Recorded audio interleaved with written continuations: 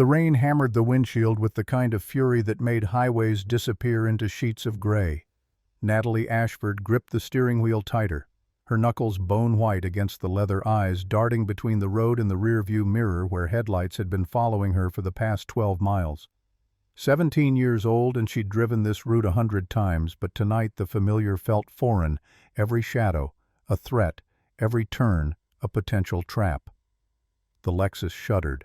A sound like a gunshot cracked through the storm. Her heart slammed against her ribs. The car lurched right, dragging her toward the shoulder. She fought the wheel, managed to guide the vehicle to a stop beneath an overpass where the rain couldn't quite reach. The engine ticked in the sudden quiet. Behind her, the following headlights slowed, then stopped 200 yards back. Natalie fumbled for her phone. Dead. She'd forgotten to charge it after spending 3 hours at the warehouse district meeting a source who'd promised documents about her father. The source who'd looked nervous. The source who'd handed her a USB drive and said to run. The headlights behind her went dark.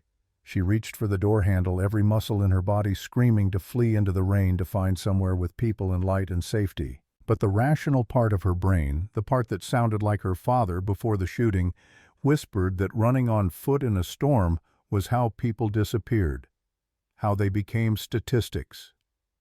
Another car approached from the opposite direction. Older model pickup moving slow, hazard lights blinking. It pulled onto the shoulder 20 feet ahead, and a man climbed out. Tall, broad-shouldered, wearing a flannel shirt already soaked through. He moved like someone who worked with his hands, cautious but purposeful. Natalie's breathing came in shallow gasps.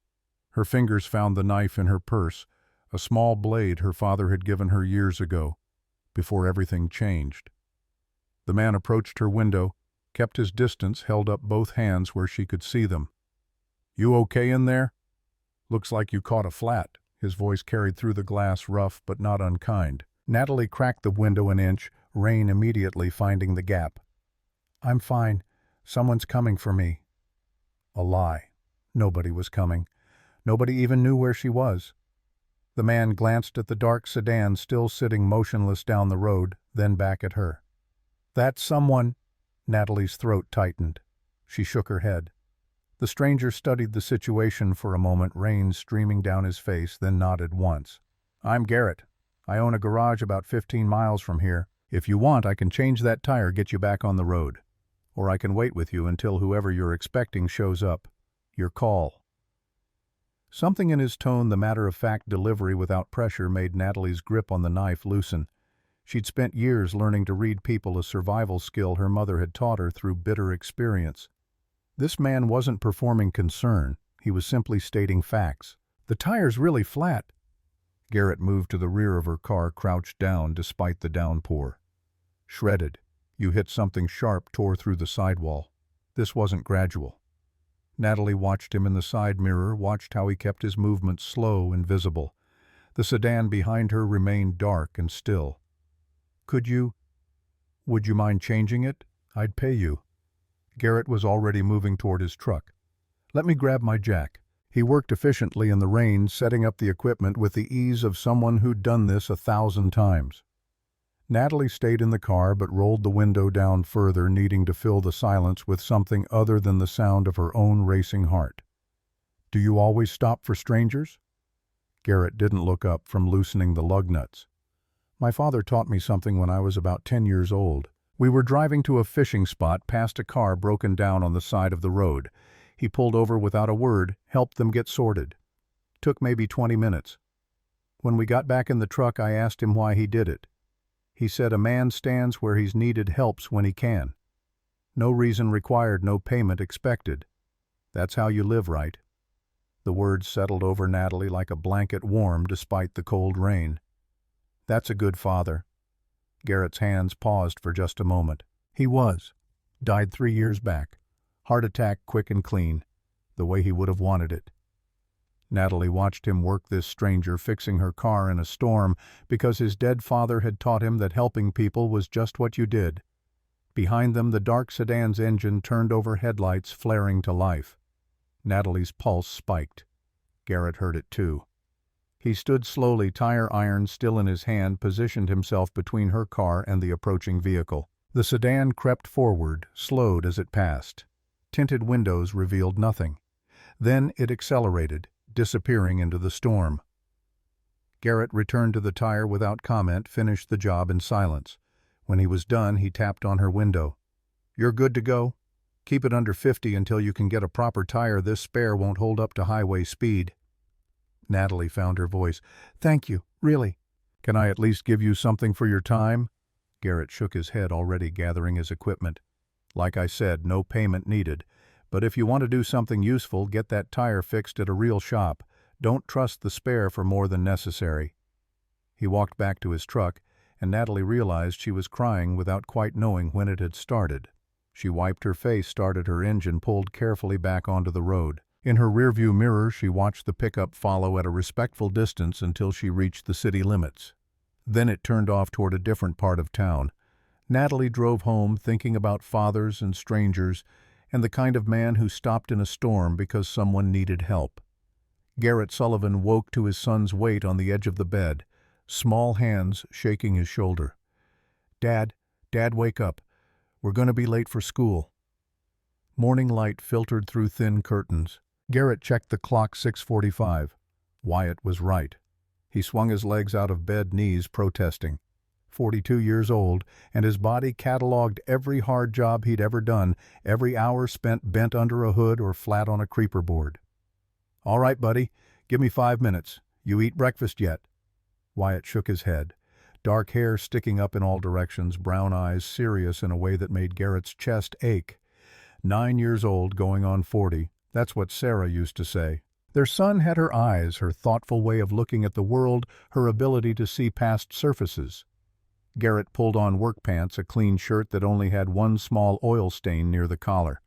In the kitchen, he poured cereal while Wyatt set out bowls and spoons with the careful precision he brought to everything. The kid was already miles ahead in math reading books meant for middle schoolers, but he arranged breakfast like a surgeon preparing instruments. "Math team tryouts are today." Garrett looked up from the milk carton. "I remember. You nervous?" Wyatt shrugged, a gesture he'd picked up from watching his father navigate questions he didn't want to answer directly.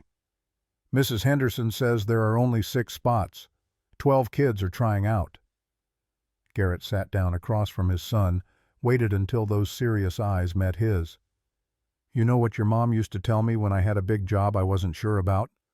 Wyatt's expression softened at the mention of Sarah. She'd been gone 2 years, but her presence still filled their small apartment above the garage. Her voice still guided them through difficult moments. She'd say the outcome doesn't define the effort. You show up, you do your best work, you leave knowing you gave everything you had. The rest is just numbers and chance. That's all you can control, the showing up part. Wyatt nodded, slowly returned to his cereal. After a moment he spoke without looking up. "I miss her." The words landed like a physical blow, as they always did. Garrett reached across the table, squeezed his son's shoulder. "Me too, buddy. Every single day." They finished breakfast in comfortable silence, the kind only possible between people who'd weathered real grief together. Garrett walked Wyatt to the bus stop 3 blocks away, watched until the yellow vehicle swallowed his son and pulled away. Then he descended the exterior stairs to Sullivan's garage, unlocked the bay doors, and prepared for another day of keeping their small operation afloat. The garage occupied the ground floor of an old brick building in a neighborhood that had seen better decades. Garrett had bought it 6 years ago, back when he still had the engineering job at Westbrook Automotive, back when money flowed steady and the future looked bright. Now it represented his entire world workspace income source legacy. The walls held photos. Wyatt learning to change oil at age 7. Sarah laughing beside a restored '67 Mustang. Garrett's father standing proud beside the grand opening sign. The morning brought 2 jobs. Mrs. Peterson's ancient Volvo needed an oil change and brake inspection. Garrett knocked $50 off the bill because he knew she lived on a fixed income, knew her late husband had been a good man who'd helped Garrett when he was first starting out. You don't forget kindness. You repay it when you can. The second job was a timing belt replacement on a Honda Civic owned by a college student who'd saved 3 months to afford the repair. Garrett worked slowly, carefully explained each step so the kid would understand what he was paying for. Education mattered even in a garage bay. By noon, he'd cleared $400. By month's end, he might scrape together enough to cover rent, utilities, and groceries. The medical bills from Sarah's cancer treatment sat in a drawer in his small office, a stack of paper representing $130,000 in debt. Some months he paid the minimum. Some months he paid nothing and ignored the collection calls. Garrett was wiping down his tools when the phone rang. Unfamiliar number. He almost let it go to voicemail. Sullivan's garage. The voice on the other end was female, clipped, the kind of precise diction that came from expensive schools and powerful positions. Mr. Sullivan, my name is Victoria Ashford. I believe you assisted my daughter last night with a flat tire. Garrett's mind flashed to the scared teenager in the rain, the dark sedan, the way she'd gripped something in her purse like a weapon. Is she all right? A pause on the line as though the question surprised her. She's fine, thanks to you. I'm calling because I'd like to meet you in person, discuss a potential business arrangement. Every instinct Garrett had developed over 4 decades screamed warning. Rich people didn't call mechanics out of gratitude. They had drivers, service contracts, corporate accounts. Ma'am, I appreciate the thought, but I run a small operation. If you need fleet maintenance or something specialized, there are bigger shops better equipped. Mr. Sullivan. The voice cut through his deflection like a blade. I'm not asking. A car will arrive at your location in 30 minutes. Please be ready. The line went dead. Garrett stared at his phone, considered ignoring the whole thing. Then he thought about Natalie's face in the storm, the terror barely held in check, the way she'd thanked him, like he'd saved her life, instead of just changing a tire. 28 minutes later, a black town car pulled up outside the garage. The driver didn't speak, simply gestured toward the open rear door. Garrett locked up, left a note for any potential customers, and climbed into leather seats that probably cost more than his monthly mortgage. The drive took 40 minutes, climbing into hills where houses became estates and gates became necessary. The Ashford property sprawled across what looked like 10 acres, a modernist structure of glass and stone that seemed designed to intimidate. Garrett felt acutely aware of the oil stains on his work shirt, the calluses on his hands, the way his boots tracked dirt onto pristine marble. A woman waited in what appeared to be a sitting room with floor-to-ceiling windows overlooking the city. She stood as he entered, extending a hand. Tall, slender, dark hair pulled back, severe eyes that evaluated and calculated with unnerving speed. Mr. Sullivan, thank you for coming. I'm Victoria Ashford. Her grip was firm, controlled. Garrett matched it. You've got a nice place. Victoria's mouth curved, not quite a smile. Direct. I appreciate that. Please sit. Garrett lowered himself onto a chair that was somehow both beautiful and uncomfortable, clearly designed for short conversations. Victoria remained standing, moved to pour coffee from a service cart without asking if he wanted any. She handed him a cup, took one for herself. I've had you investigated, Mr. Sullivan. I hope you'll forgive the intrusion, but my daughter's safety is paramount. I know you were senior mechanical engineer at Westbrook Automotive Design until 5 years ago. Patents on 3 separate systems. Reputation for innovative problem-solving. Then Ashford Dynamics acquired Westbrook restructured operations, and your position was eliminated. Garrett sipped the coffee. It was excellent, complex in ways the burnt offerings from his garage pot could never achieve. That's accurate. You opened Sullivan's garage shortly after. Reasonable business, loyal customer base, but struggling financially due to medical debt from your late wife's cancer treatment. Current credit score is 598.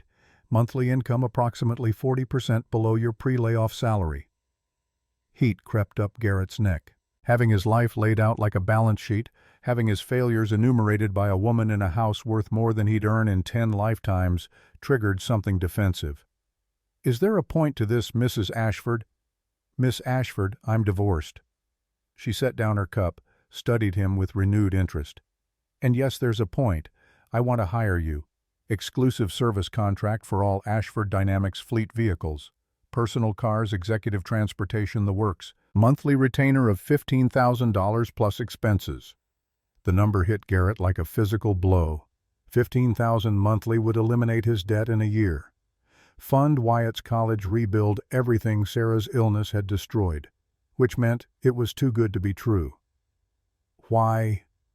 Victoria's expression shifted, something almost human breaking through the corporate armor. Because Natalie trusts you. My daughter hasn't trusted anyone since her father was shot 4 years ago. He was protecting her from a kidnapping attempt. 2 bullets, one through the lung, one grazing his skull. He survived physically, but the brain damage was extensive.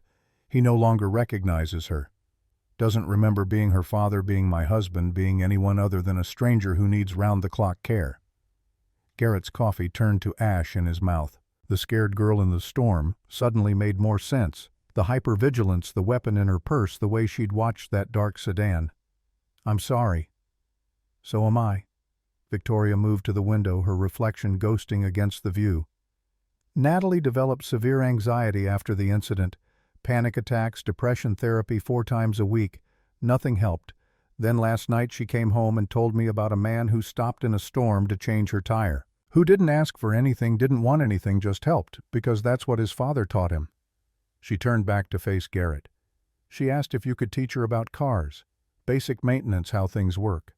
Her father used to do that Sunday afternoons in the garage with his vintage Mustang, showing her how engines breathed, how systems connected.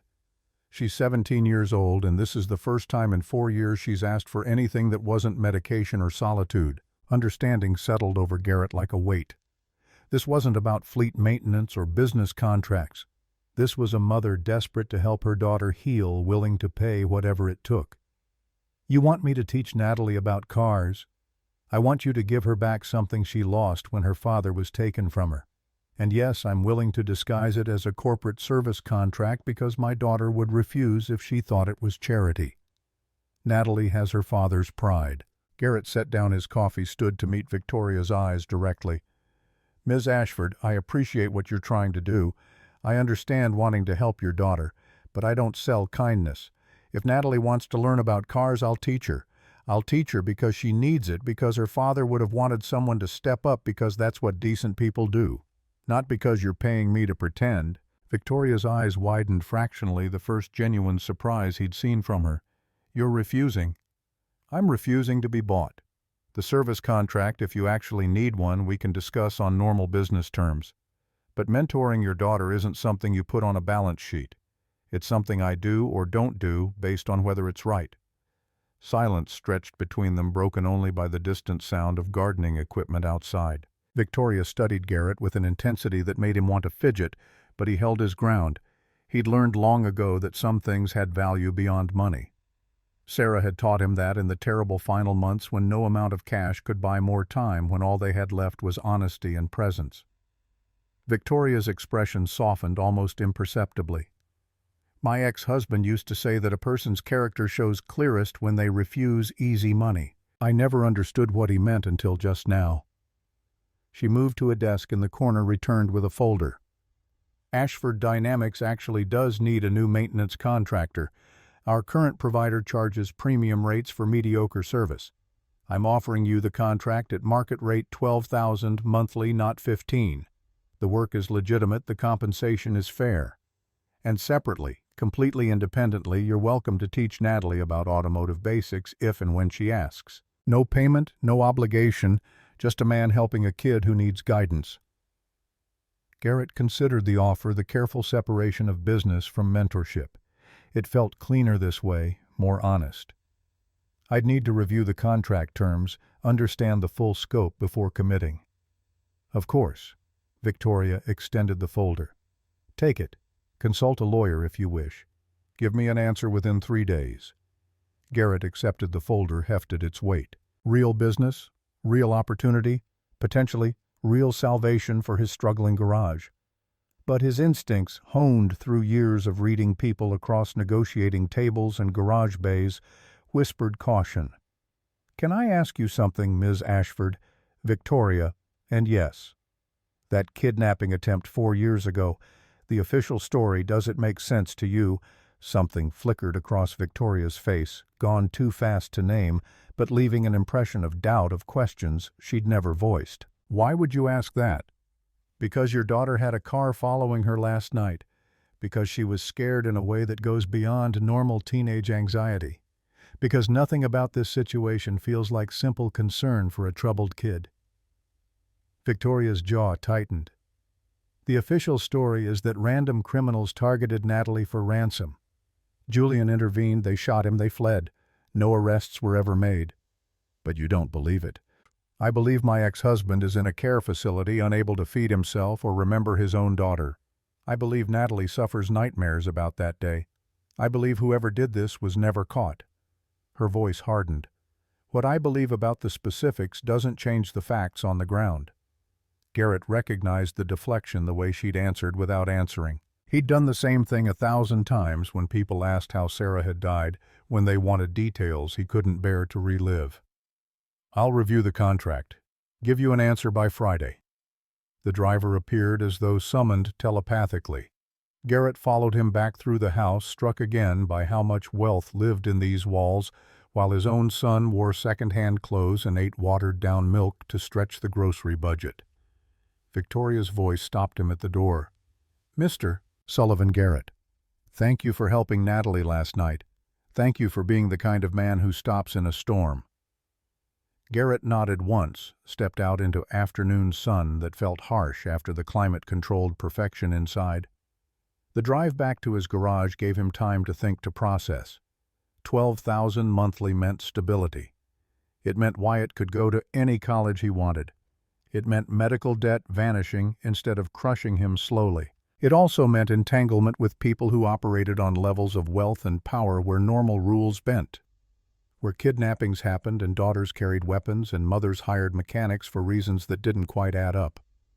The town car dropped him at the garage. Garrett watched it pull away, then climbed the stairs to his apartment where Wyatt would be home from school in an hour. The folder sat heavy in his hands, full of legal language and financial opportunity. On his small kitchen table he spread out the contract pages. Standard stuff, mostly service schedules, payment terms, termination clauses. Nothing obviously predatory.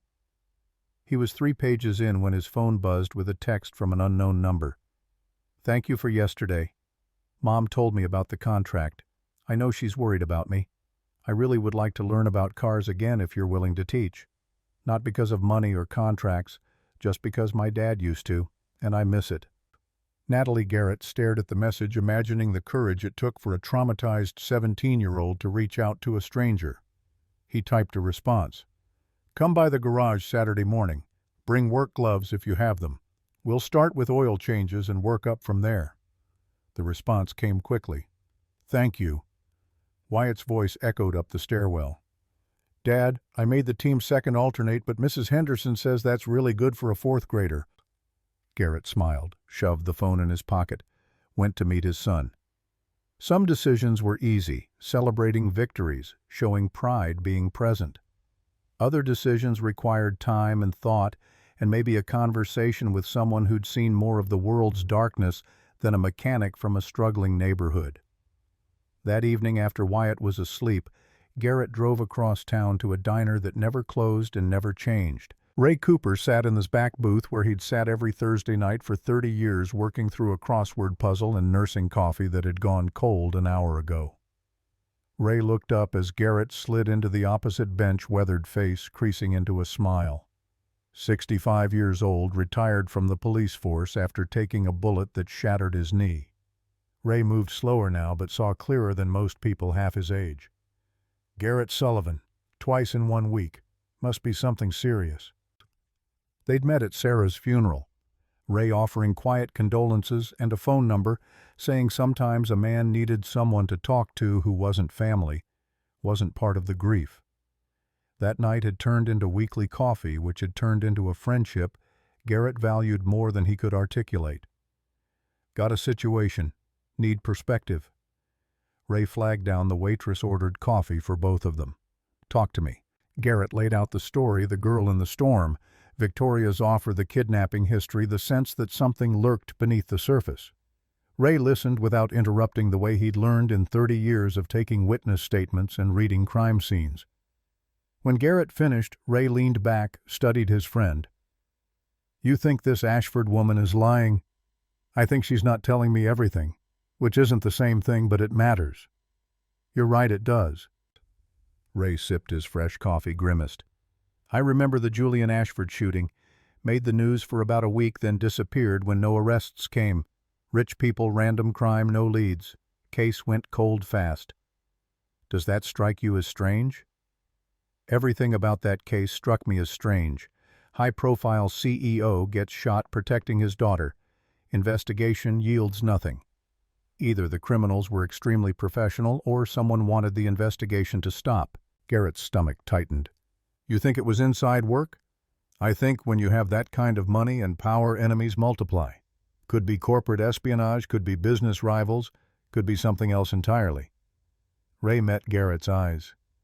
Point is, you're talking about stepping into a world where the stakes involve things beyond car repairs and service contracts. The girl needs help. The girl has a mother with resources beyond imagination. She can hire the best therapists, the best security, the best everything. What she can't hire is someone genuine, someone who helps because it's right, not because they're paid. So you think I should do it? Ray smiled. I think you already decided you're doing it. You came here for permission to feel good about the choice. Garrett couldn't help laughing. Ray knew him too well. There's a contract worth $12,000 monthly. That's real money, Ray. Life-changing money. Money that comes with strings. Always does. Ray's expression turned serious. But here's what I know about you, Garrett Sullivan. You've got a good heart, a strong back, and a son who needs to see his father stand up for what's right even when it's complicated. That girl lost her father to violence. Your boy lost his mother to disease. You understand grief in ways most people never will. Maybe that's why Victoria Ashford called you. Maybe that's why the universe put you on that road in that storm. Universe didn't put me there. I was coming back from a parts supplier in Millbrook. Same thing, different words, Ray grinned. Take the contract if the terms are fair. Help the girl because she needs it. But watch your back, keep your eyes open, and remember rich people's problems have a way of becoming everyone else's problems real fast. They talked for another hour about smaller things. Wyatt's math team, Ray's ongoing battle with his homeowners association, the Dodgers' chances this season. When Garrett finally headed home, the clock pushing past midnight, he felt steadier. Not certain, but steadier. Friday morning he called Victoria from his office while Wyatt was at school. I'll take the contract. Standard business terms, nothing preferential. And I'll work with Natalie separately. No payment, no obligation, beyond giving her honest instruction. Victoria's relief came through the line despite her controlled tone. Thank you, Garrett. I'll have the paperwork couriered to you this afternoon. When can you start? Service work can begin Monday. Natalie's first lesson is tomorrow morning, assuming she still wants to come. She does. I've barely heard her talk about anything else. After hanging up, Garrett sat in his small office surrounded by repair manuals and invoice forms, aware he'd just altered the trajectory of his life. For better or worse, remained to be seen. Saturday arrived with clear skies and mild temperature. Garrett opened the garage early, prepped a bay for instruction, pulled out his teaching tools. At 8:30, a silver sedan pulled up, and Natalie climbed out, dressed in jeans and a t-shirt, hair pulled back, work gloves clutched in one hand. Morning, Garrett gestured toward the bay. Ready to get dirty? Natalie's smile was small but genuine. My dad used to say you can't really understand something until you've had it under your fingernails. Smart man. Come on, I'll show you what makes an engine breathe. They worked for 3 hours, Garrett explaining systems and components while Natalie asked sharp questions that revealed an engineer's mind hiding beneath teenage uncertainty. She had her father's mechanical aptitude clear in how quickly she grasped concepts, how her hands moved with increasing confidence. During a break, Natalie wiped grease from her palms. Why did you help me that night? You didn't know who I was. Garrett considered his answer carefully. My father taught me that a man stands where he's needed. No reason required, no payment expected. That's how you live right. That's what you told me in the rain. It's the truth. Some lessons stick because they're true in ways that don't change. Natalie nodded slowly, then pulled out her phone, hesitated. Can I show you something? It's about my dad. Garrett's instincts prickled, warning Ray's voice echoing in his head about rich people's problems. But Natalie's expression held such careful hope, such desperate need for someone to listen. "All right." She pulled up a document on her phone, financial records dense with numbers and codes. "I found these on my dad's old laptop. Mom doesn't know I have it. These are from before he was shot. There's a project listed here, Project Shadow Strike. Millions in funding, but it doesn't appear anywhere in Ashford Dynamics' public filings. It's like it doesn't officially exist." Garrett studied the screen, his engineering background making sense of cost breakdowns and resource allocations even if the overall picture remained murky. "What do you think it means?" "I think my dad was investigating something. I think he found something wrong, something dangerous, and I think that's why he was shot." The garage suddenly felt smaller, the walls pressing in. "Have you told your mother about this?" Natalie's laugh was bitter. "My mother, she runs Ashford Dynamics. If something illegal is happening there, either she knows about it or she should know about it. Either way, I don't trust her with this." Garrett handed back the phone.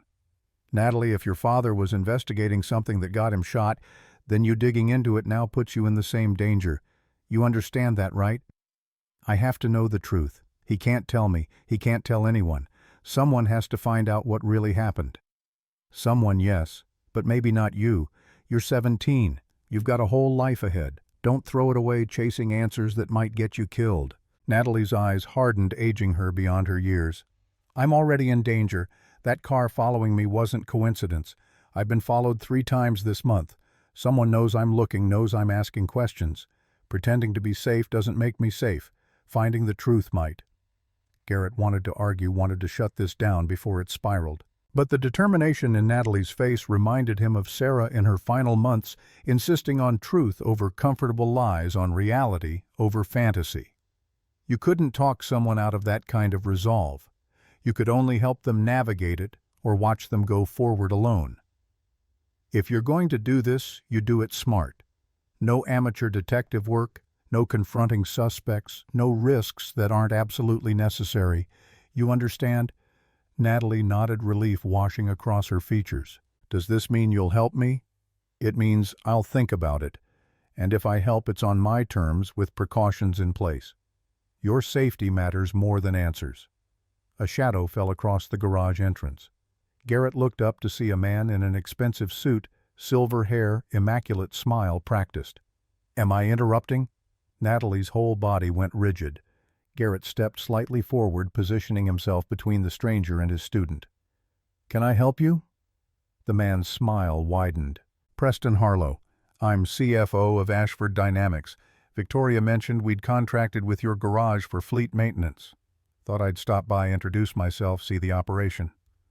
Garrett wiped his hands on a shop rag, didn't offer to shake. "Mr. Harlow, didn't expect company today." "Understandable." Preston's eyes moved past Garrett to Natalie. "Miss Ashford, your mother is looking for you. Something about a college counseling appointment this afternoon." Natalie gathered her things quickly, avoided eye contact with Preston. "I should go. Thanks for the lesson, Mr. Sullivan." She hurried to her car, pulled away faster than was strictly safe. Preston watched her leave, expression unreadable. Bright girl, talented, takes after her father in many ways. Garrett said nothing, waiting. Preston turned his attention back, the smile never wavering. "I wanted to welcome you to the Ashford Dynamics family, Mr. Sullivan. Victoria speaks highly of your integrity, your work ethic. We value that. We also value discretion, understanding boundaries. You'll be working on vehicles belonging to executives, board members, people who expect privacy and professionalism. I've been working on cars for 20 years. Privacy comes standard." "Excellent. Then we understand each other." Preston glanced around the garage, taking in the modest equipment, the aging building. "I also wanted to mention we're aware you have a son. 9 years old, attends Oak Ridge Elementary. Bright boy from what I understand. Made the math team." Every muscle in Garrett's body went taut.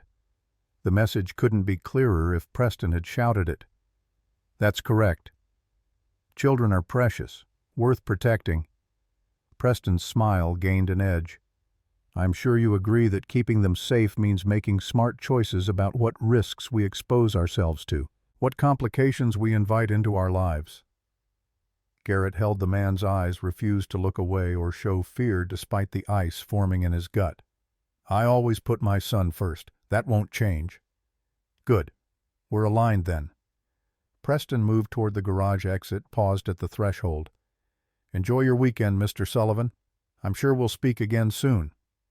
After he left, Garrett stood motionless in the empty garage, hands shaking with suppressed rage and fear. Preston had just threatened Wyatt, subtly, deniably, but unmistakably, which meant whatever Natalie had stumbled onto was dangerous enough that powerful people would threaten a child to protect it.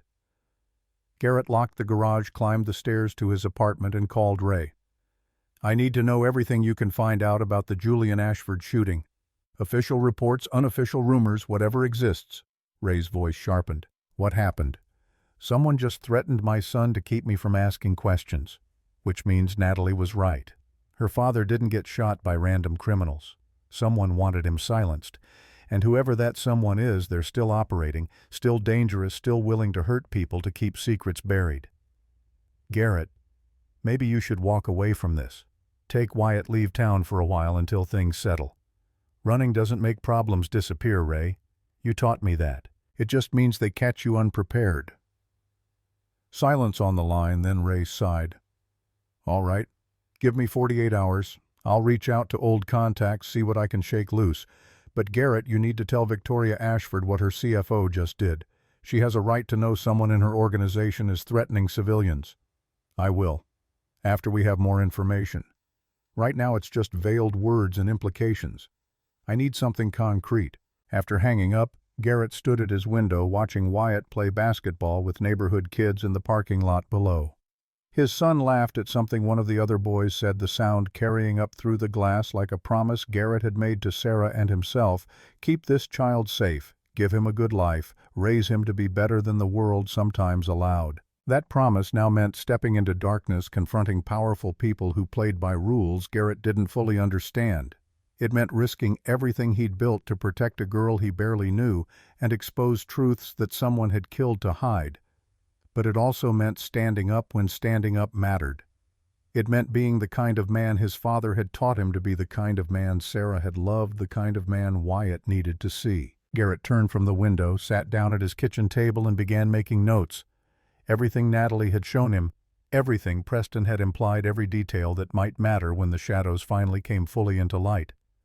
Ray Cooper's apartment occupied the third floor of a converted warehouse, walls lined with file boxes and computer equipment that hummed constantly. Garrett arrived Sunday evening after dropping Wyatt with a neighbor for a sleepover, found his friend surrounded by printouts and digital displays showing police reports, news archives, corporate filings. 48 hours, you said. It's been 36.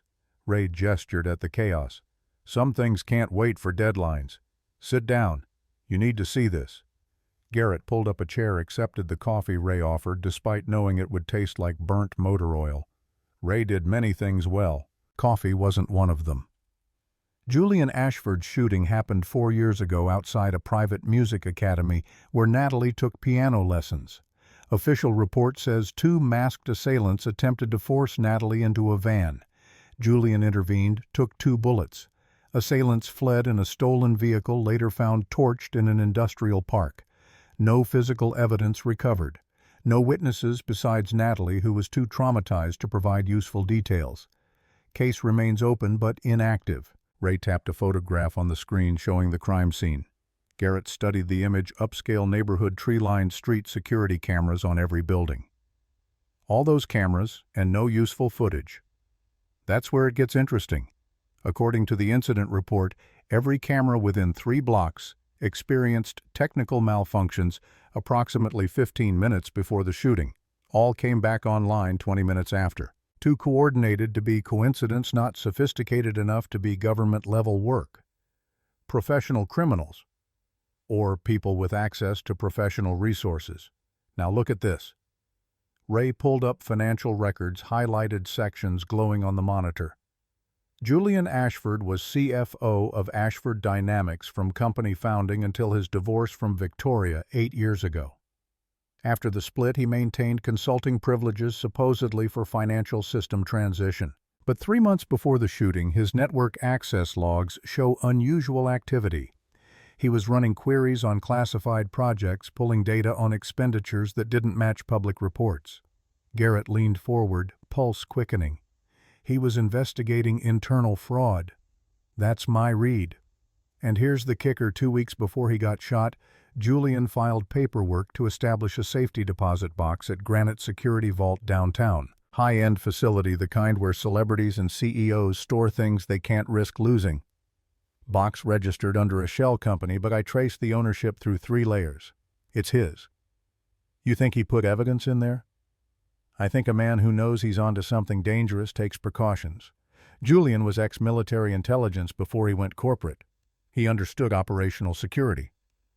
Garrett absorbed this mind racing through implications. If Julian had discovered something worth killing over, if he'd documented it before being silenced, then that evidence might still exist, locked away waiting for someone to claim it.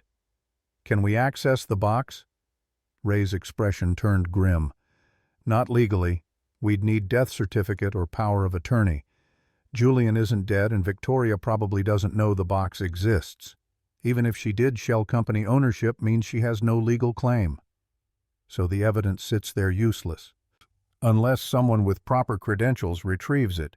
Someone like Julian's daughter who might inherit access rights if we can prove the connection. Garrett thought about Natalie, 17 and fierce and determined to find truth. Thought about putting her deeper into danger by giving her a roadmap to whatever her father had hidden. There's another problem. Preston Harlow clearly knows people are digging into this.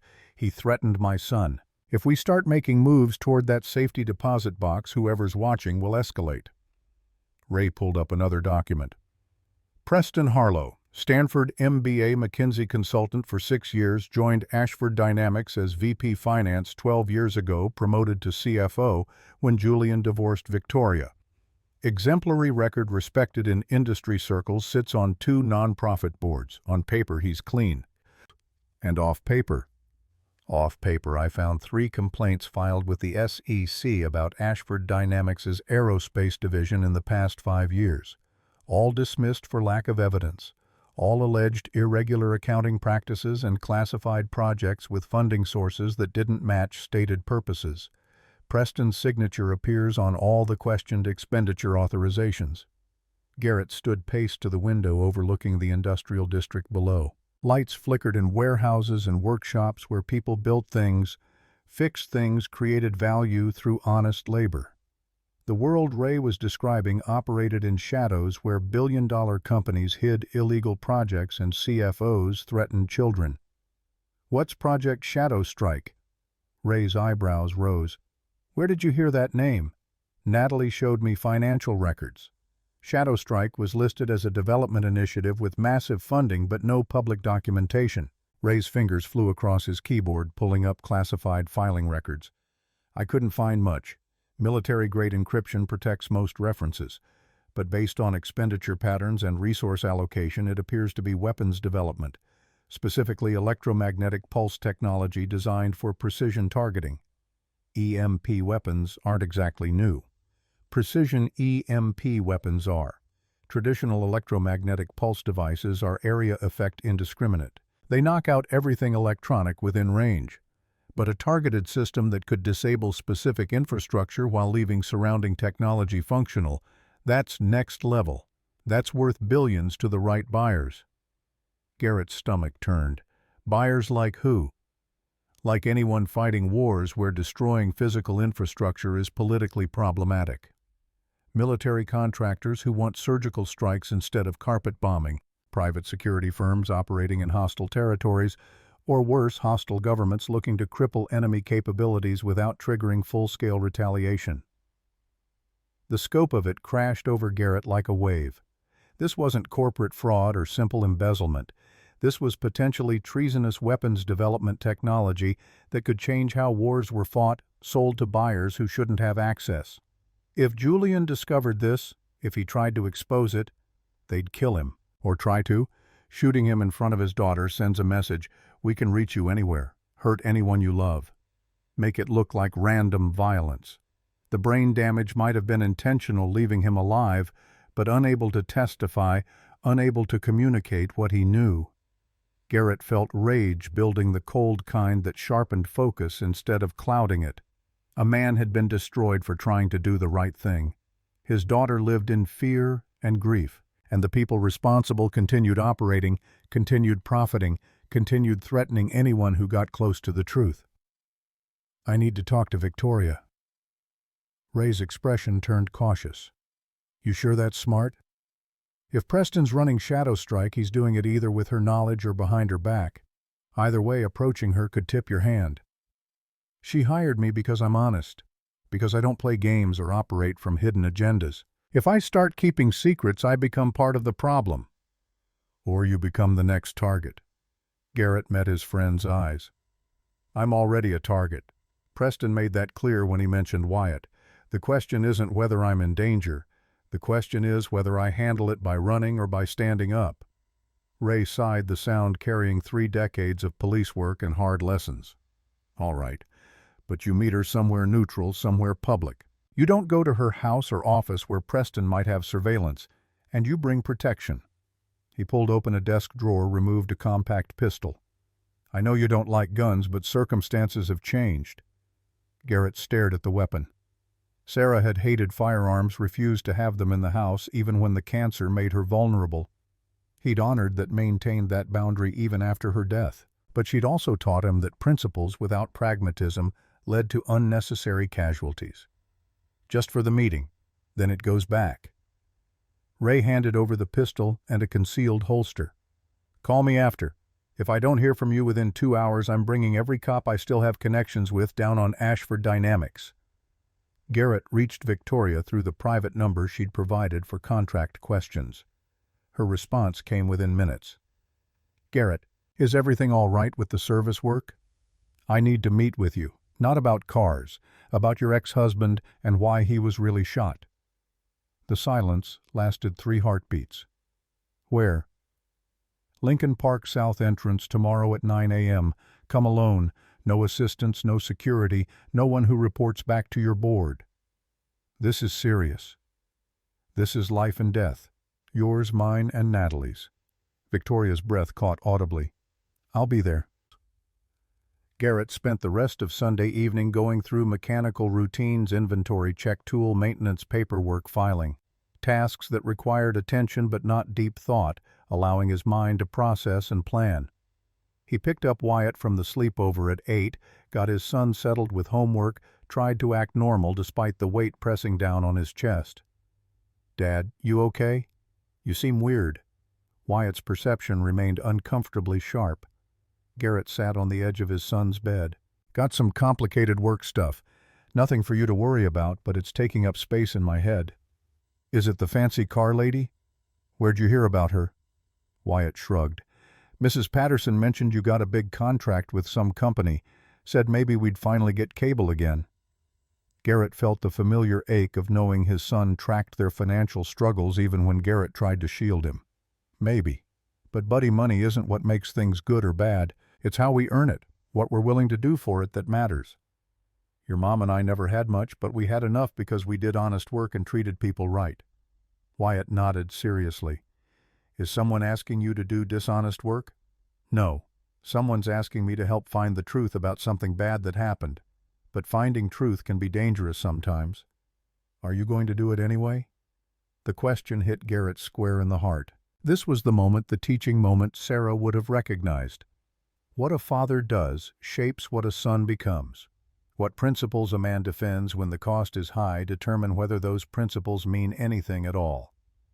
"Yeah, buddy, I am.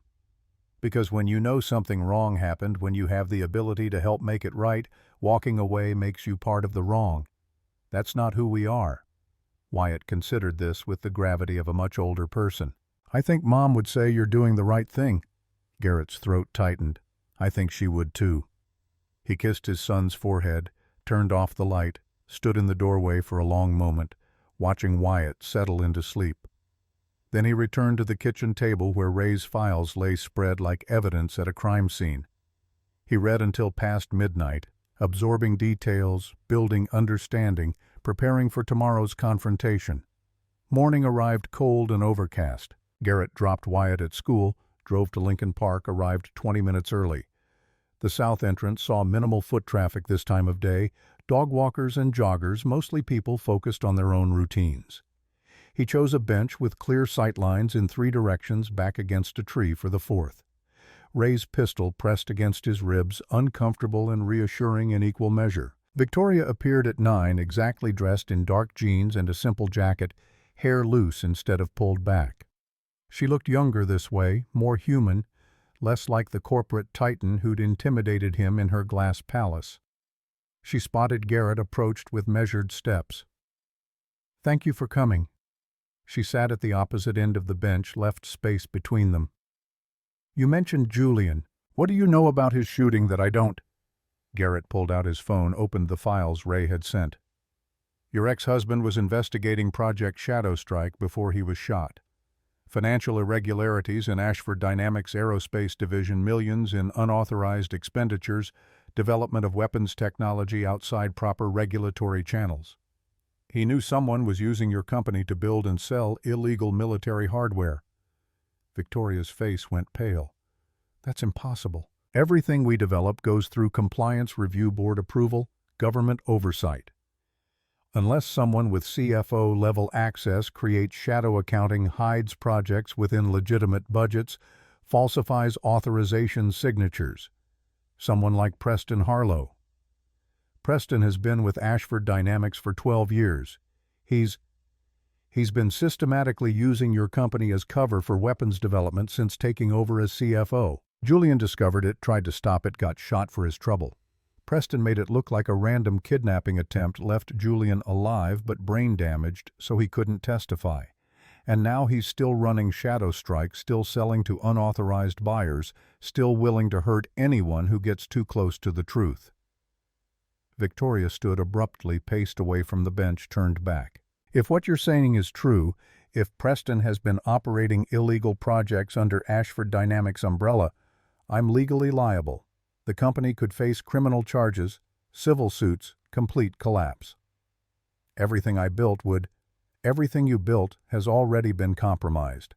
The question is whether you're going to help fix it or keep pretending nothing's wrong until it destroys you." Her eyes flashed anger. "Don't lecture me about my company, Mr. Sullivan.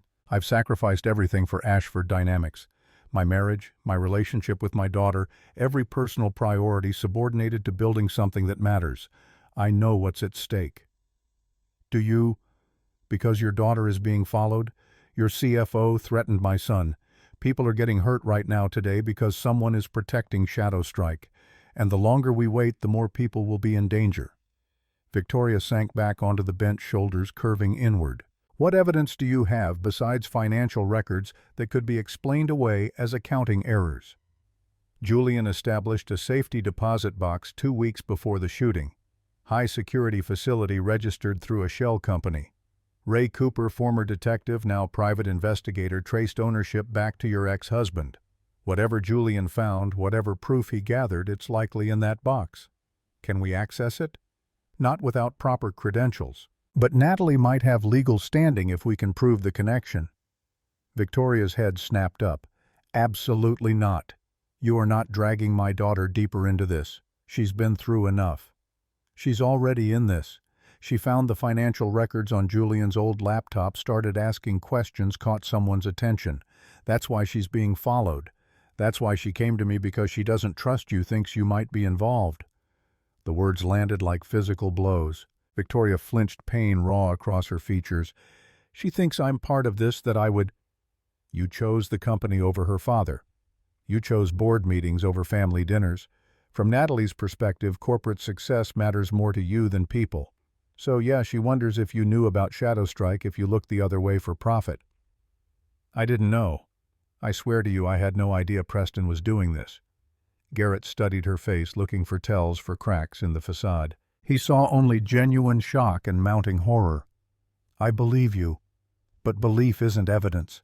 We need what's in that safety deposit box. We need something concrete that ties Preston to Shadow Strike, to illegal weapons development, to your ex-husband's shooting. Without it, this is all speculation." Victoria pulled herself together with visible effort, corporate armor sliding back into place. If we pursue this, if we try to expose Preston, he won't go quietly. He has resources, connections, probably contingency plans. People could die. People have already died.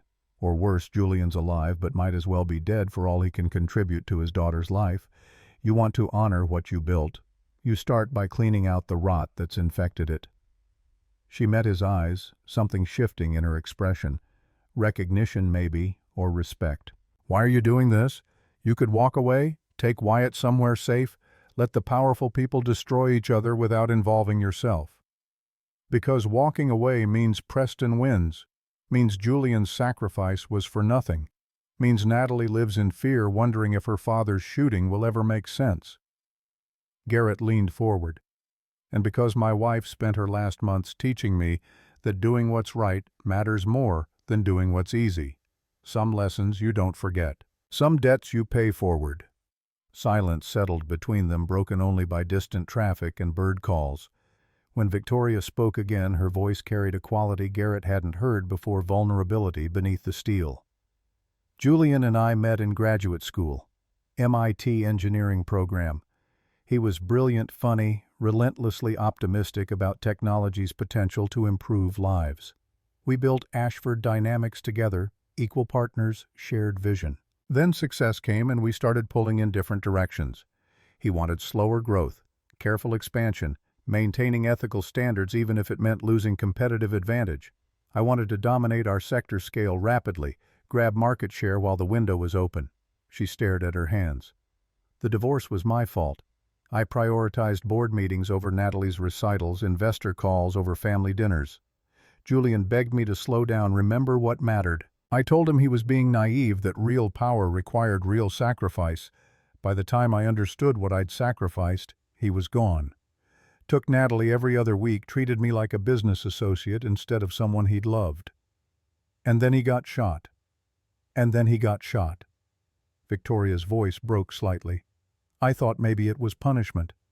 Divine justice for choosing wrong, for valuing money and power over the people who actually mattered.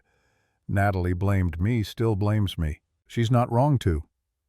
Garrett felt unexpected sympathy. This woman had everything society said was valuable: wealth, influence, control, and it had cost her everything that actually was valuable. Punishment or not, what happened to Julian wasn't your fault. Preston pulled the trigger metaphorically or literally. But what happens next? That's on you. You can keep protecting the company's reputation, keep pretending Preston's clean, keep sacrificing truth for corporate stability. Or you can fight for what's right, even if it burns everything down. Victoria stood, straightened her jacket, became the CEO again. I need 48 hours to investigate internally, verify what you've told me, understand the full scope. Then we move against Preston together with evidence that will hold up in court. What about Natalie? Keep teaching her about cars. Keep being someone she can trust, but don't involve her in the investigation. Don't give her details that could put her at risk. She deserves to know her father was a hero. She'll know. When this is over, when we've taken down Preston and exposed Shadow Strike, she'll know everything. But until then, her safety comes first. Garrett nodded slowly. It wasn't perfect, but it was a start.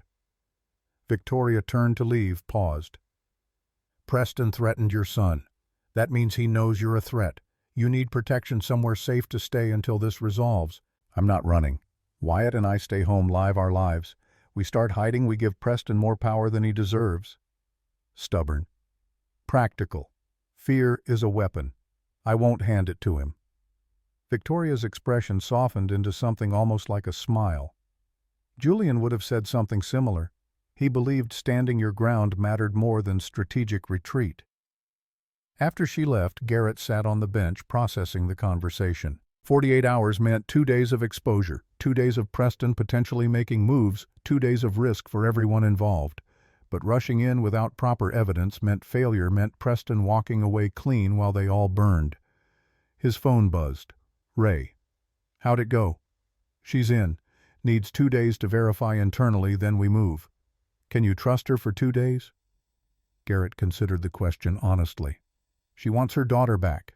She wants to fix what she broke. Those motivations are strong enough to bet on. All right, I'll keep digging from my end. Meanwhile, watch your back. Preston's not stupid. If Victoria starts poking around unusual projects, he'll know someone fed her information. The rest of Monday passed in tense routine. Garrett worked on vehicles from Ashford Dynamics' fleet luxury sedans and SUVs that arrived via tow truck, no drivers, no interaction with company personnel, professional distance maintained. Each car he serviced might belong to an executive complicit in shadow strike or an innocent employee unaware of the rot. No way to know. Tuesday morning brought Natalie back to the garage for her second lesson. She arrived energized, questions ready, eager to build on last week's foundation.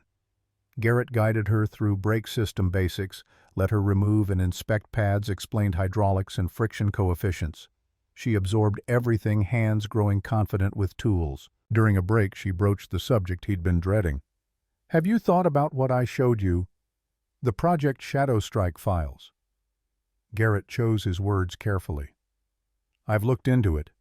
You were right to be concerned, but this is bigger and more dangerous than either of us realized. Professionals need to handle it from here." Natalie's expression clouded. "Professionals like my mother, like people with resources and authority to investigate properly."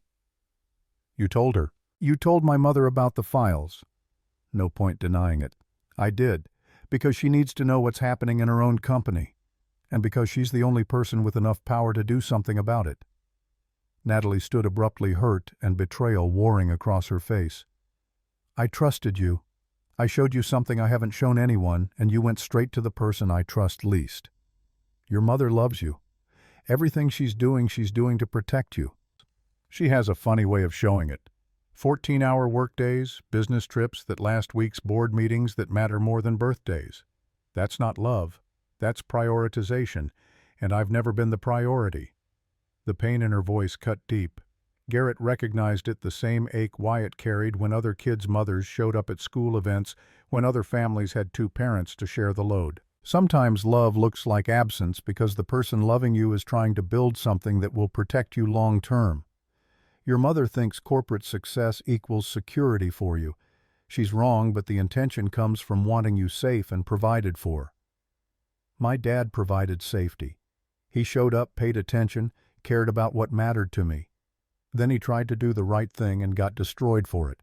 So forgive me if I don't trust the corporate success story." She grabbed her keys, headed for her car. Garrett followed. "Natalie, wait, please." She turned, eyes wet but fierce. "You want to help. Find out who shot my father. Find out why he was really targeted. Don't hand information to my mother and hope she fixes things. She's had 4 years. Nothing's changed. It's changing now. I promise you this is going to get resolved. Promises are easy. Results matter." She drove away, leaving Garrett standing in the garage bay, aware he'd just lost the fragile trust she'd extended. But keeping that trust would have meant pulling her deeper into danger, making her a more visible target. Better she be angry and alive than trusting and dead. His phone rang. "Victoria. We have a problem. Preston just accelerated timeline on a technology transfer. He's moving Shadow Strike hardware to a buyer this Friday, 3 days from now." Garrett's pulse jumped. "How do you know?" "I accessed his calendar using my CEO privileges. There's a meeting scheduled with representatives from Summit Defense Solutions, a private military contractor. They've made 3 previous purchases of our civilian technology that later showed up in conflict zones where it shouldn't have been. If Preston's meeting them about Shadow Strike, then illegal EMP weapons are about to hit the black market. We can't let that happen. Once the technology transfers, we lose control. It gets copied, distributed, improved. Within a year, every hostile government and terrorist organization will have access to precision electromagnetic pulse capability." Garrett paced his small office, thinking through options.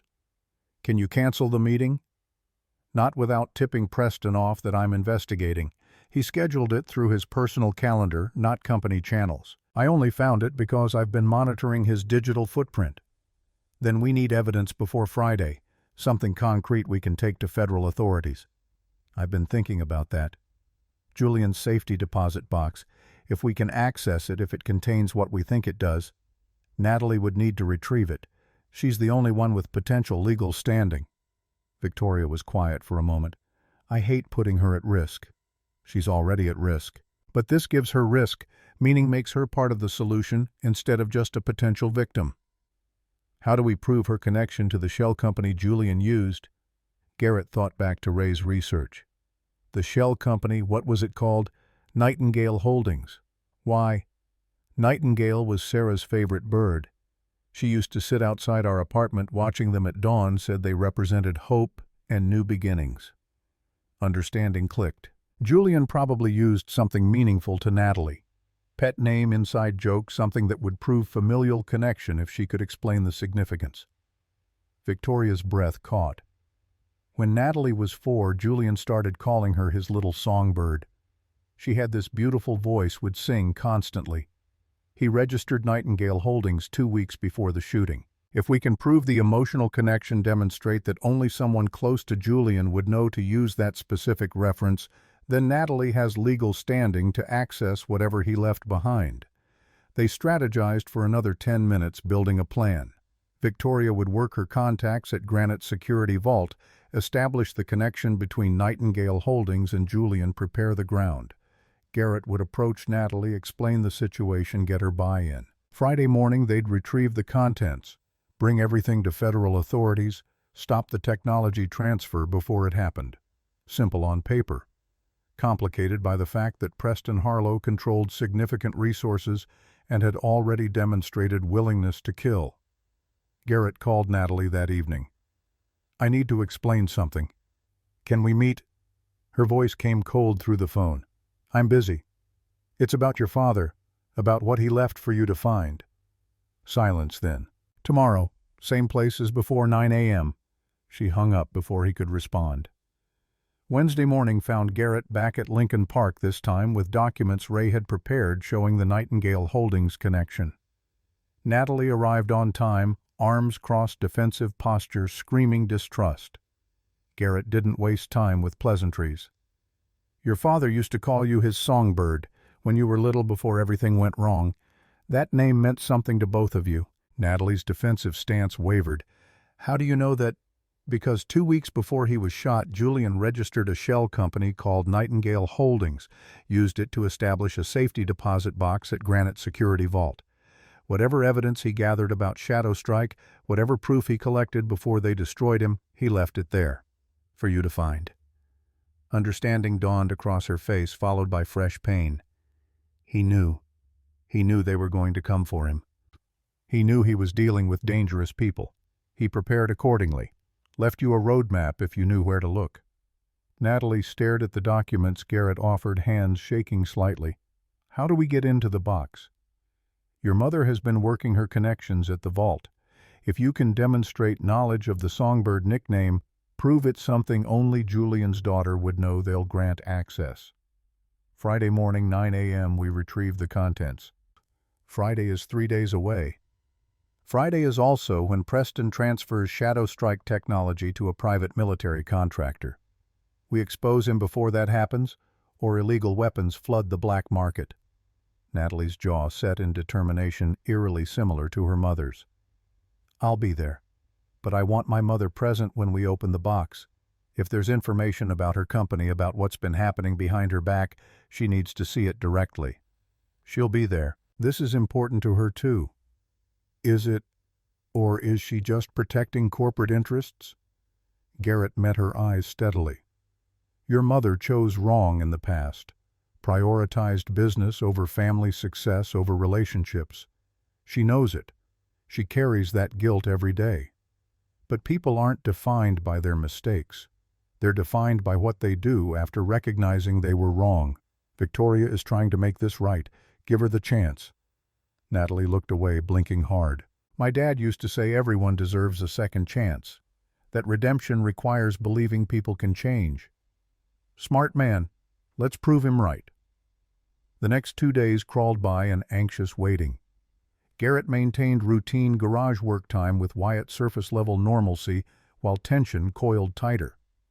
Ray continued background research, building files on Summit Defense Solutions and their previous dealings with Ashford Dynamics. Victoria navigated her company's internal politics, preparing for the moment when everything would explode into public view. Thursday evening, Garrett sat with Wyatt at the kitchen table, helping with math homework, while his mind churned through tomorrow's variables. His son looked up from multiplication problems. "Dad, you're doing that thing again." "What thing?" "Where you're here but not here. Like your brain's somewhere else." Garrett set down his pencil, gave Wyatt full attention. "You're right. I'm distracted. Tomorrow's a big day for that complicated work situation I mentioned." "The one about finding truth." "That's the one."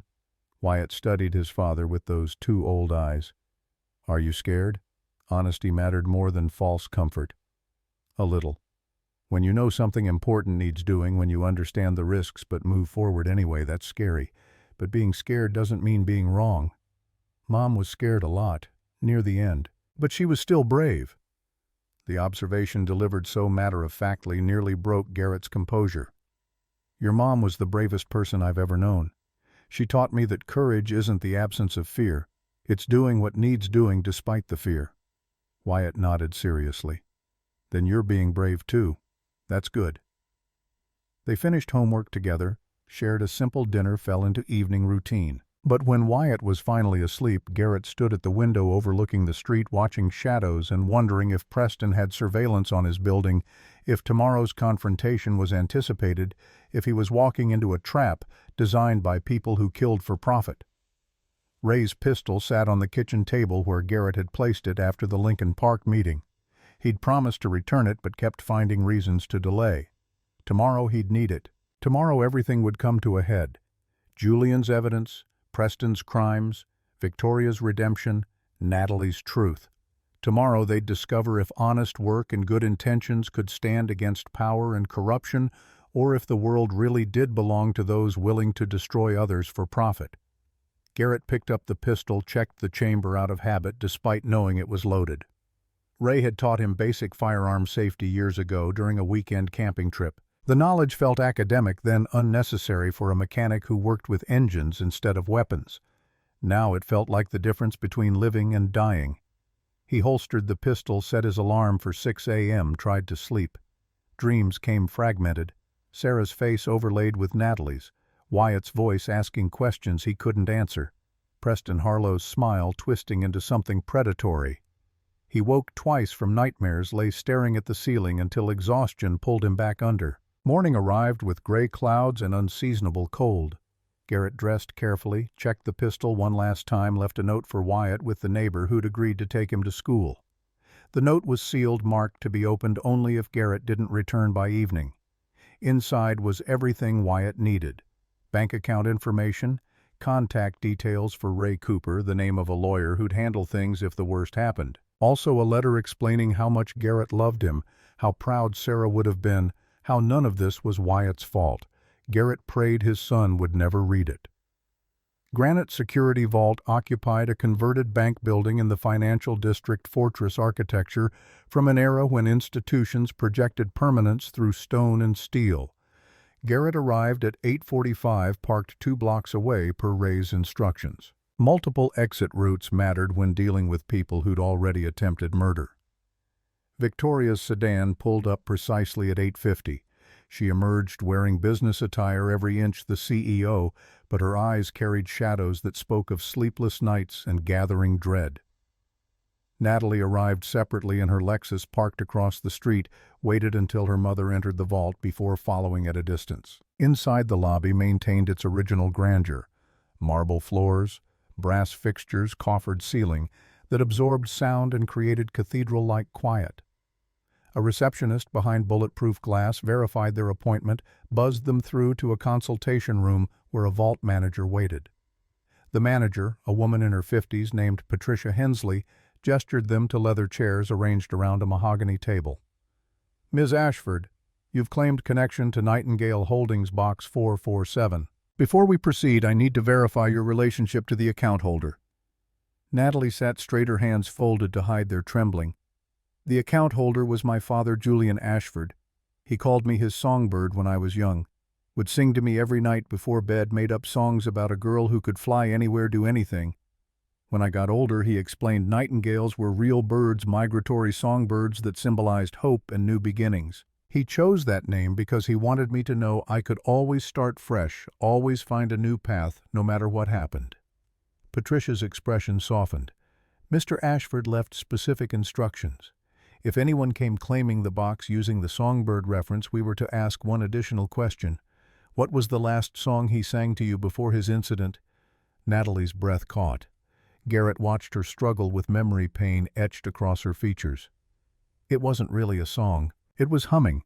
We were driving to my piano lesson. He was humming Beethoven's Ninth, the Ode to Joy section. I asked why he liked it. He said because it was about brotherhood, about humanity coming together despite differences. He said that's what he hoped the world would become, people recognizing their shared values instead of fighting over divisions. Patricia nodded slowly, entered something into her computer. Box 447 requires 2 keys, mine and the one Mr. Ashford left in escrow. Please follow me. They descended into the vault level, Patricia leading them through biometric checkpoints and steel doors that locked behind them with sounds like gunshots. The safety deposit room held rows of brushed metal boxes, each numbered, each containing someone's most valued possessions. Patricia located box 447, inserted her master key, gestured for Natalie to use the escrow key she'd signed for upstairs. Both keys turned simultaneously. The box slid free. I'll give you privacy. Press the call button when you're finished. After Patricia left, the 3 of them stared at the metal container sitting on the examination table. Whatever Julian had deemed important enough to hide, desperate enough to protect with coded references and obscure questions, waited inside. Victoria reached out first, then withdrew her hand. Natalie should open it. This was meant for her. Natalie lifted the lid with shaking fingers. Inside lay a thick manila envelope, a portable hard drive, and a smaller sealed envelope marked with Natalie's name in Julian's handwriting. She picked up the letter, tears already streaming. I need a moment, alone.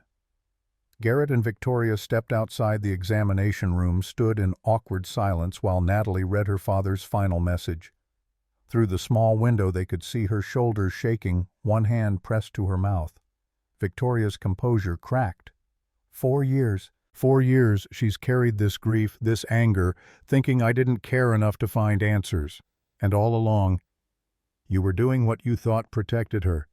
You can't change the past. You can only own the present. Victoria wiped her eyes with precise movements, rebuilding control. After this, after we expose Preston and Shadowstrike, I'm stepping down as CEO. Ashford Dynamics needs leadership that prioritizes integrity over growth. I clearly lost that balance. Stepping down won't repair your relationship with Natalie. Being present might. I don't know how to be present. I've spent 20 years measuring success in quarterly earnings and market share. I don't know how to measure what matters in parent-child relationships. Garrett thought about Wyatt, about the 1,000 small moments that built trust, homework, helped bedtime stories, showing up at school events despite exhaustion. You measure it in time spent and attention given. You measure it in knowing what your kid cares about, what scares them, what makes them laugh. Success isn't complex. It's just hard because it requires sacrificing things that feel important for things that actually are. Before Victoria could respond, Natalie emerged, face blotchy but eyes clear. She held the manila envelope. We need to see what's in here, all of us. They returned to the examination room. Natalie spread the envelope's contents across the table: financial records, email printouts, technical schematics, photographs. The documentation mapped Preston Harlow's construction of Project Shadowstrike over 6 years, from initial concept through prototype development to sale negotiations. Julian had been methodical. Each piece of evidence connected to the next, building an irrefutable chain. Bank transfers from offshore accounts, emails discussing specialized merchandise and discrete procurement channels. Technical specifications for electromagnetic pulse weapons far beyond what Ashford Dynamics' public research encompassed. Most damning were the photographs: Preston meeting with representatives from hostile governments, shaking hands with arms dealers, touring manufacturing facilities that didn't appear on any Ashford Dynamics property list. Victoria's face went ashen as she absorbed the scope. This isn't just unauthorized weapons development. This is systematic treason. He's been selling military technology to enemies of the United States. Garrett examined the technical schematics, his engineering background allowing him to grasp the sophistication. The EMP weapons Julian had documented were precision instruments capable of disabling specific infrastructure without collateral electromagnetic damage. A hospital's security system could be knocked offline while life support equipment remained functional. A military base's communications could be severed while nearby civilian networks stayed active. In the wrong hands, such technology enabled catastrophic asymmetric warfare. How did Julian get this information without Preston noticing? Natalie pointed to notes scribbled in margins. Dad maintained consulting access after the divorce. Preston didn't realize he'd built backdoors into the financial system's ways to monitor without leaving digital footprints. He spent months gathering evidence before Preston caught on.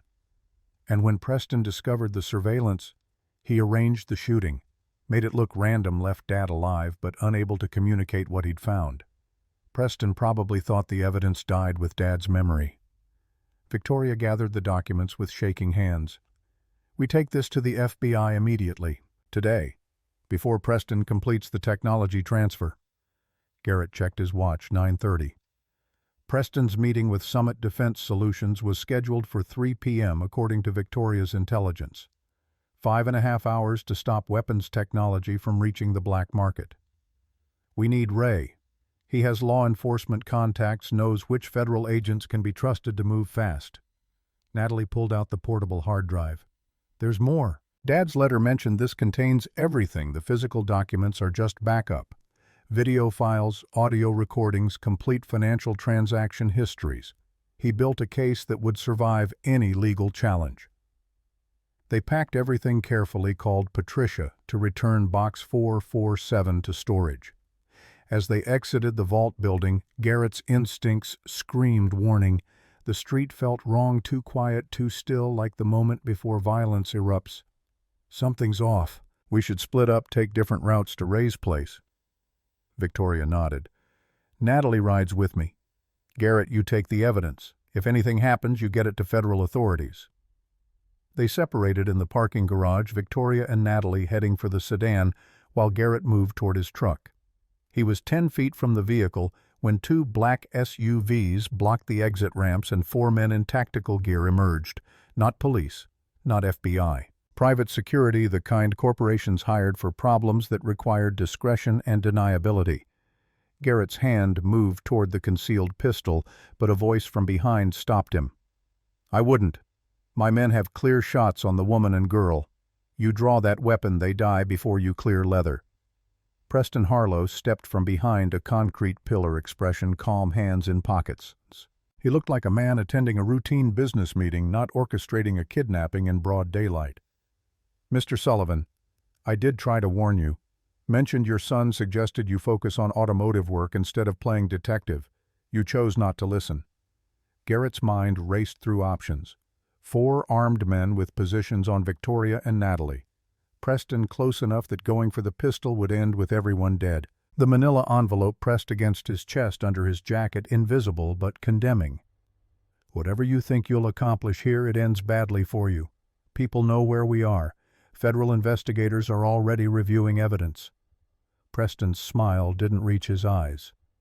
"Is that what you think, that Julian's amateur spy work will bring down an operation 6 years in development? Please, I've been preparing for this contingency since the day I shot him outside that music academy." The casual admission hit Garrett like a fist. Preston hadn't ordered the shooting, he'd pulled the trigger himself. Victoria's voice carried across the garage, sharp with fury. "You, not hired criminals, not random kidnappers, you personally shot Julian. He gave me no choice. Your ex-husband couldn't leave well enough alone, couldn't accept that Shadow Strike represented technological advancement too important for bureaucratic oversight. He was going to destroy everything over misguided principles. Those principles include not selling weapons to terrorists." Preston laughed, the sound echoing off concrete. "Terrorists, freedom fighters, authorized governments, they're all just customers with different public relations. Money doesn't care about moral distinctions, Victoria. You built an empire by understanding that capitalism rewards results, not ethics. I built an empire on innovation, not treason. You built it on my work, my financial structuring, my strategic partnerships, my willingness to make difficult decisions while you maintained plausible deniability. Shadow Strike made us billions. You enjoyed the profits without questioning the source. Victoria moved forward, fury overriding survival instinct. Two of Preston's men shifted position, weapons tracking her movement. I questioned everything. You showed me falsified reports, doctored budgets, lies that made illegal projects look like legitimate aerospace research. Don't rewrite history to absolve yourself. Preston's expression hardened. History is written by whoever survives to tell it. Julian understood that too late. You're making the same mistake.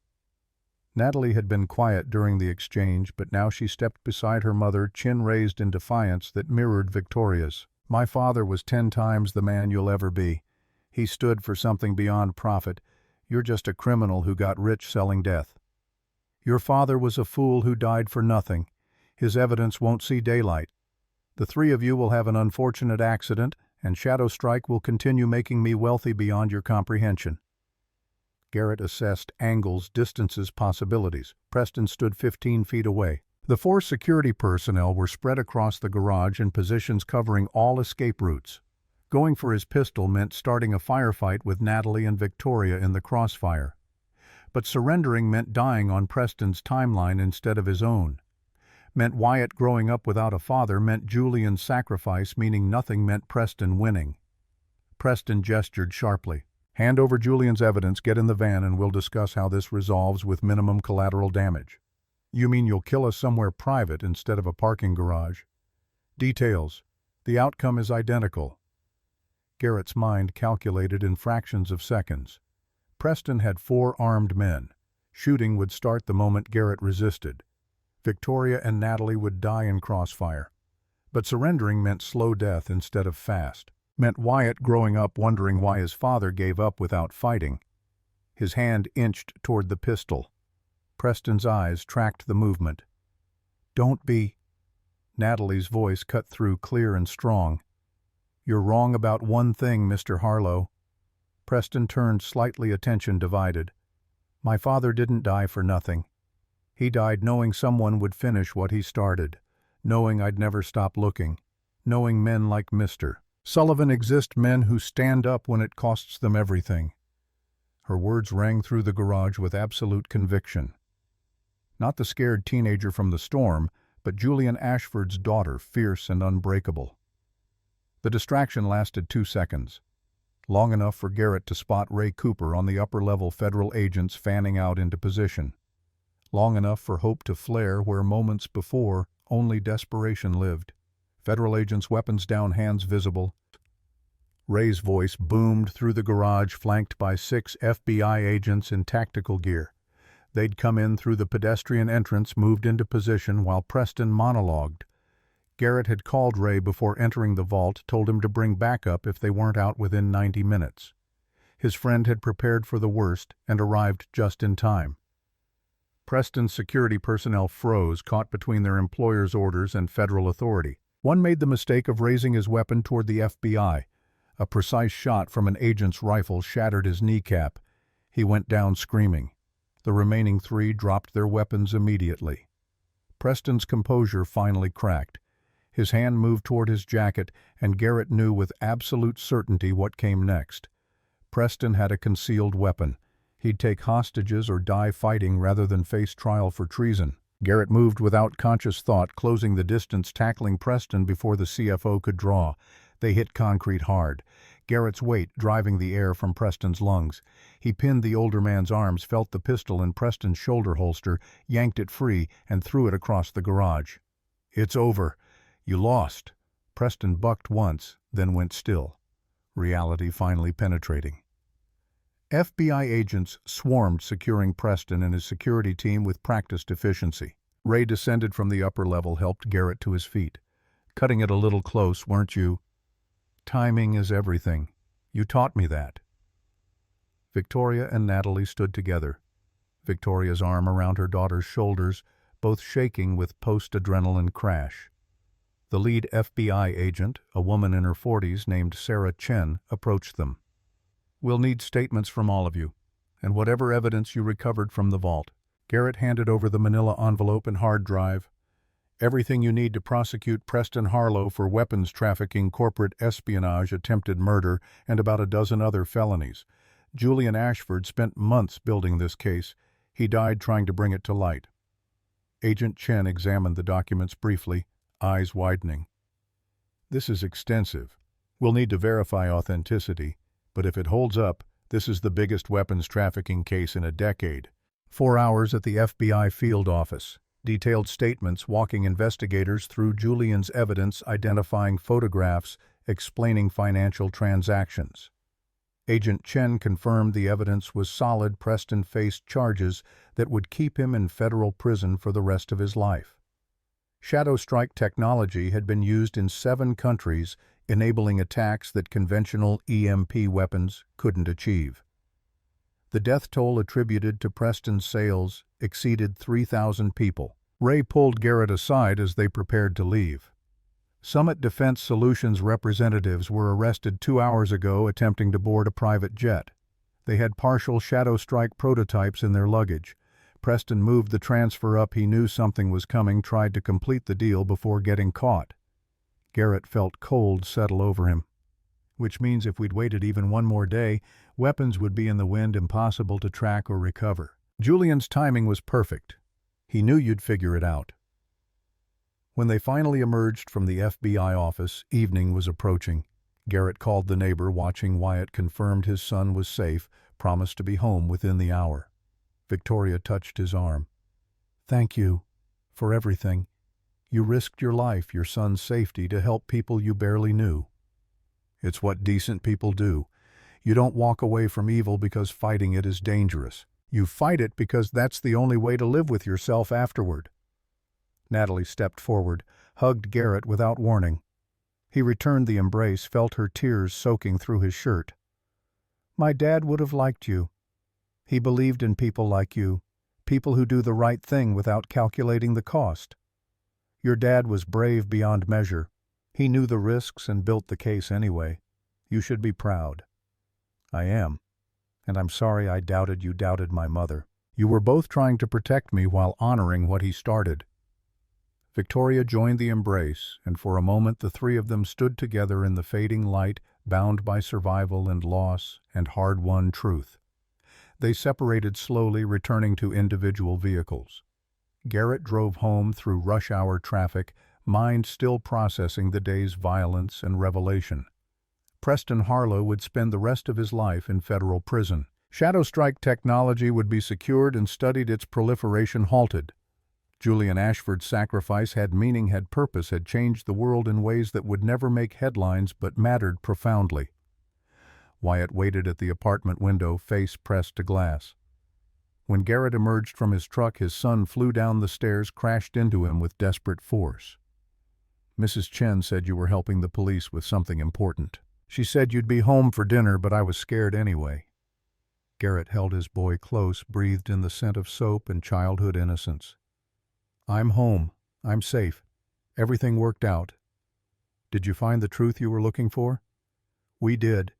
Found it, and made sure bad people couldn't hurt anyone else because of it." Wyatt pulled back, studied his father's face. "Was Mom right about doing the right thing, even when it's scary?"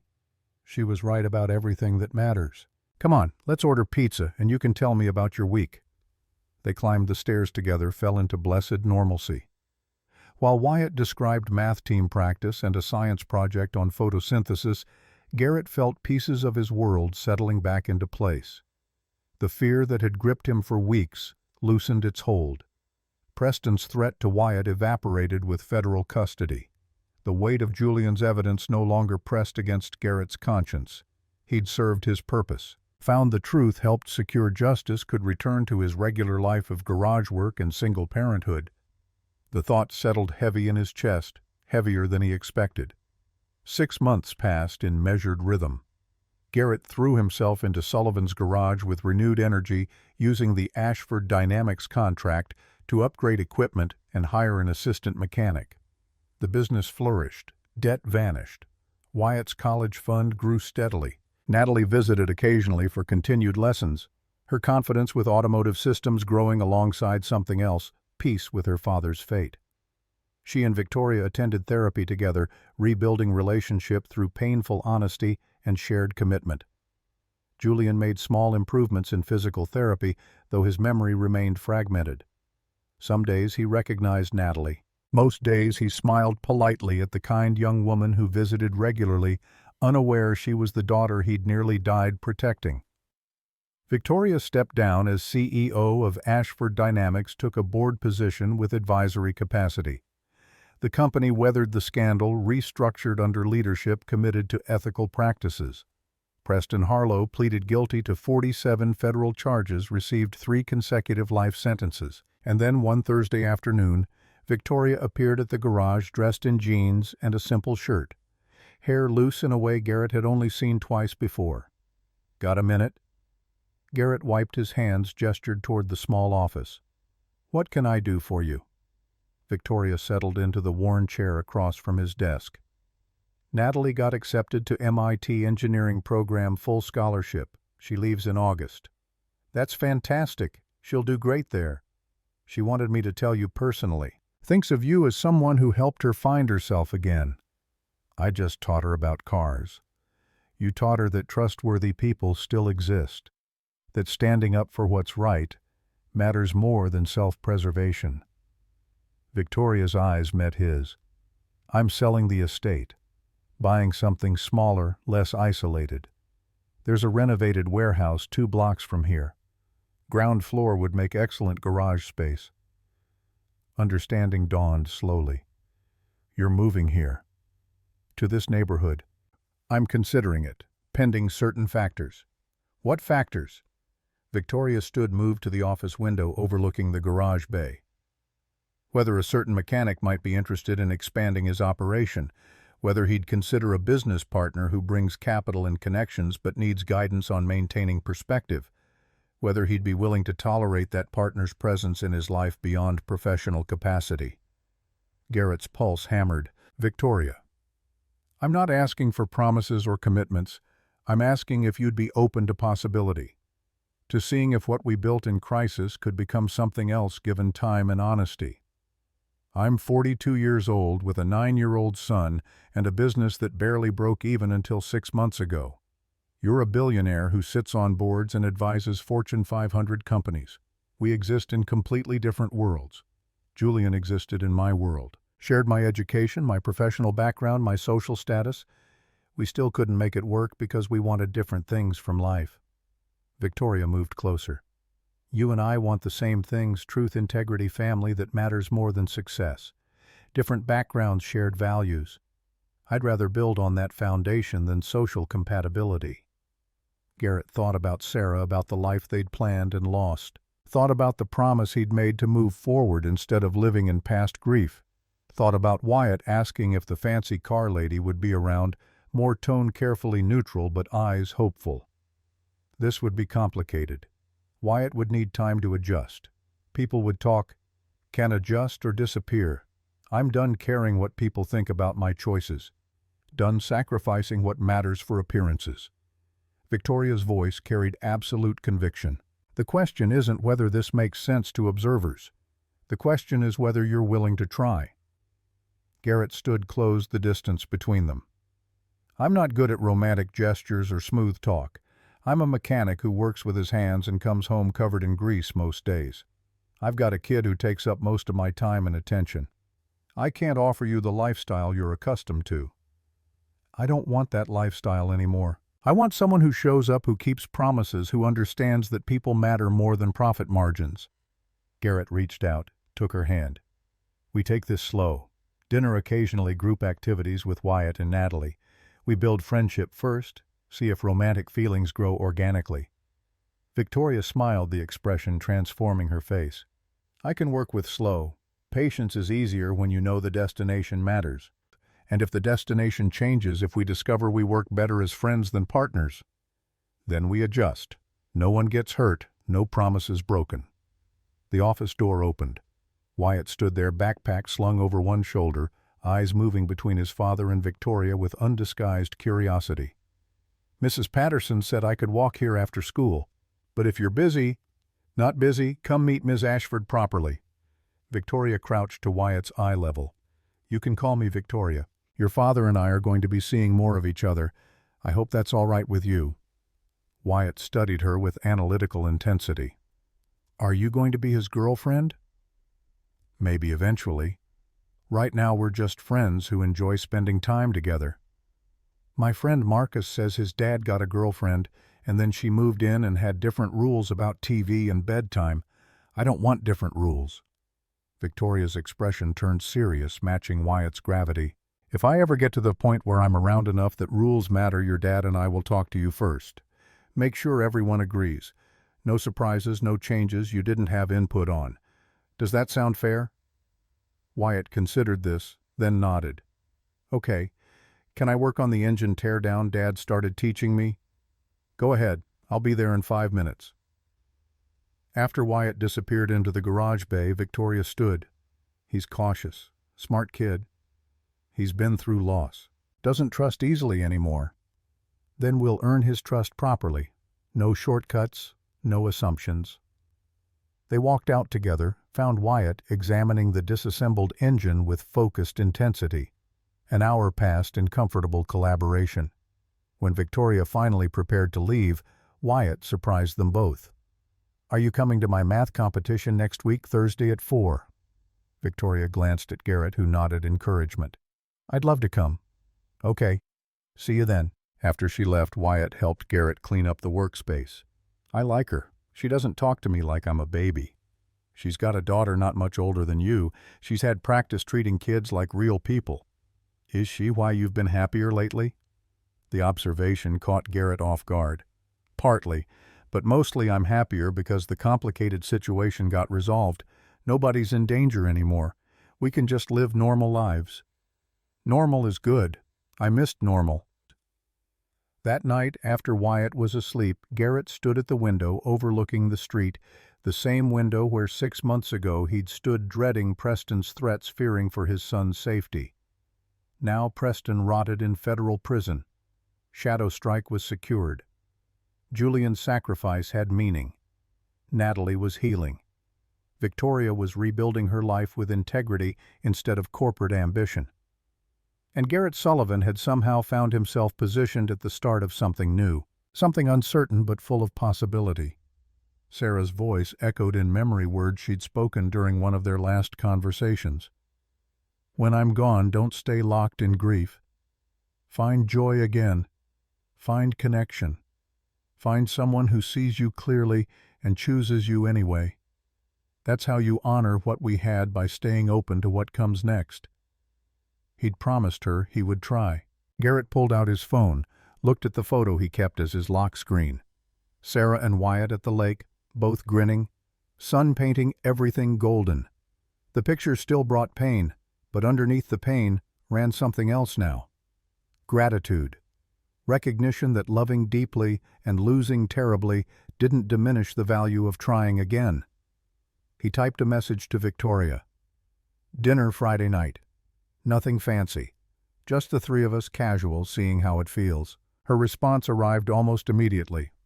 "I'll bring dessert. And my authentic self. No corporate masks." Garrett smiled, pocketed the phone, turned from the window. Tomorrow would bring garage work and Wyatt's homework and the 1,000 small tasks that filled ordinary days. But underneath the ordinary possibility hummed. The chance to build something new while honoring what came before. The opportunity to show his son that courage meant opening your heart even when previous opening had led to devastating loss. In the kitchen, Garrett poured coffee he wouldn't drink, sat at the table where he'd made so many hard decisions over the past months. The weight that had pressed on his shoulders since Preston's first threat had finally lifted. In its place sat something lighter but equally significant responsibility to live well, to model integrity for his son, to honor both Sarah's memory and Victoria's courage. He thought about second chances, about people who changed when change was hard, about mechanics who stood up against billionaire corruption and won, about daughters who trusted strangers, about mothers who admitted mistakes, about life lived with eyes open and heart willing despite every reason to close both forever. Garrett finished his cold coffee and went to bed, knowing tomorrow would bring challenges and joys in equal measure, ready to meet both with the same integrity that had brought him through crisis into something resembling peace. The city settled into night, and in the quiet spaces between heartbeats, hope did its persistent work, reminding everyone still paying attention that redemption wasn't a destination, it was a direction, a choice made repeatedly daily to keep moving toward better, despite every reason to surrender to worse. Garrett chose better, would keep choosing it, for Wyatt, for Sarah's memory, for Victoria's courage, for himself and the life still waiting to be lived. That was enough. That was everything. That was how a man lived right.